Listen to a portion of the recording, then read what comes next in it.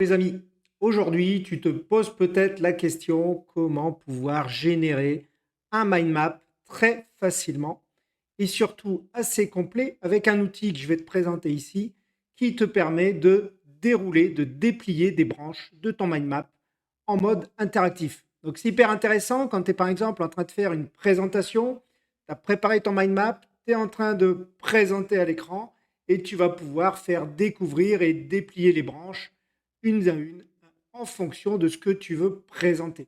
L'avantage aussi de cet outil, c'est que tes mind maps sont exportables en HTML et donc du coup, tu vas pouvoir donc les incruster dans ton site web, dans une présentation ou dans un outil où tu peux embarquer comme Notion par exemple un embed HTML. Ici, ce que je te présente, c'est MarkMap qui va te permettre de créer des mind maps à l'aide de langage Mark. On va voir juste après quel est ce langage et comment, bien sûr, je ne vais pas t'apprendre à faire du Markdown, mais comment générer du Markdown à partir de ChatGPT. Alors, on voit ça juste après.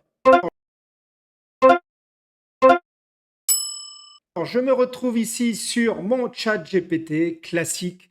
Il n'y a pas besoin d'avoir un compte payant, bien sûr. Et je vais pouvoir ici demander à ChatGPT de me générer, par exemple, je dois créer un nouveau site web. Je vais aller lui demander de me générer en Markdown toute une arborescence de mon prochain site web. Alors, pour aller plus vite ici, moi j'ai déjà créé le prompt.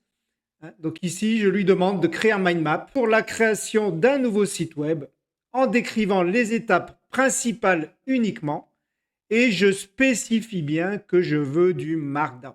Très important, sinon ChatGPT va vous faire son contenu en mode classique HTML. Ici, je lance ma petite requête et ChatGPT, vous voyez, est en train de m'écrire en fait tout mon mind map directement, donc en Markdown. Le Markdown, c'est un langage spécifique qui permet de mettre du HTML mode texte.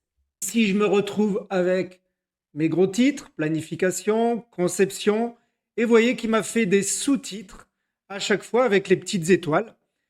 Donc de mes grandes rubriques, comme le développement, qu'est-ce que je vais avoir à faire, le front-end, le HTML, le back-end, le choix de la technologie. Donc ici, il m'a vraiment décrit toute la procédure, tout ce que je vais devoir faire pour créer mon nouveau site internet.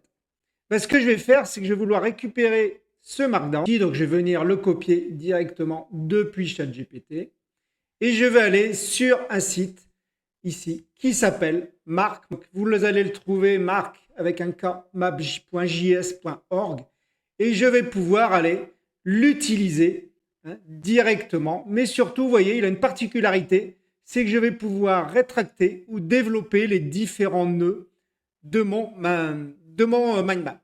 Je vais ici sur Try. Alors, l'avantage de cet outil, c'est qu'à la base, il a été fait pour les développeurs. C'est que je vais pouvoir me l'installer si je veux sur un serveur à moi pour pouvoir l'utiliser sans aucun problème, sans devoir à chaque fois aller sur Internet. On verra ça peut-être dans une seconde vidéo. Je vous montrerai comment installer MacMap. Ici, donc, on a tout un tout un texte que je vais pouvoir effacer. Donc, je vais aller tout sélectionner. Voilà. Je vais venir coller ici mon Markdown. Donc, je fais un CTRL-V et vous voyez qu'ici, instantanément, l'outil m'a traduit mon Markdown en mind map, super déployé avec des couleurs super feng shui ici sur la droite. Alors, c'est hyper intéressant parce qu'ici, je vais pouvoir éventuellement le mettre en plein écran si j'en ai envie.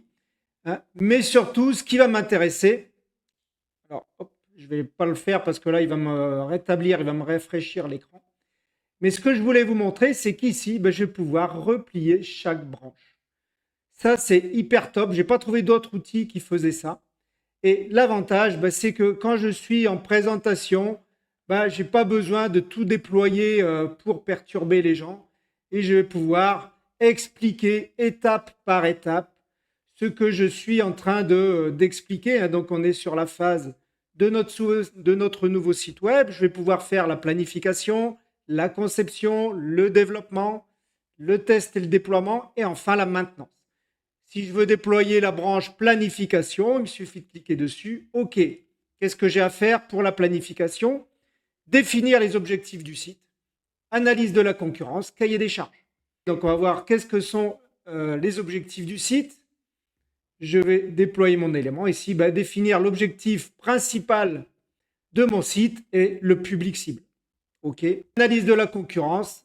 Je vais aller voir les sites similaires, donc les concurrents, et leurs points forts et leurs points faibles. Et puis, suite à ça, je vais définir un cahier des charges avec les fonctionnalités requises ou le contenu à intégrer. Vous voyez que c'est hyper pratique. Je trouve, moi, c'est intuitif. Et je vais pouvoir, bien sûr, récupérer ici le code pour pouvoir aller l'intégrer. Vous voyez qu'ici, j'ai deux boutons ici en bas où je peux récupérer ça comme une image. Donc, je vais le télécharger. Par contre, je perds l'interactivité. J'aurai une image en mode SVG. Par contre, je vais pouvoir très bien ici récupérer un fichier HTML. Vous voyez que je suis en train de télécharger ici. Et voilà. Et je me retrouve ici avec mon mind map. Et joli, que je vais pouvoir utiliser, présenter à l'écran. Et je vais pouvoir jouer, rétracter ou déplier les éléments à volonté selon ma présentation. C'est du HTML, donc je vais pouvoir l'intégrer directement dans une page de mon site web, le partager sur mon Notion, Trello, je vais pouvoir aller le poster où je veux. Et c'est super pratique. Voilà, c'est ce petit outil que je voulais vous montrer. N'hésitez pas à mettre un petit like, abonnez-vous si ce genre de contenu vous a plu. Et on se retrouve à la prochaine si on veut intégrer peut-être Markdown sur notre propre serveur.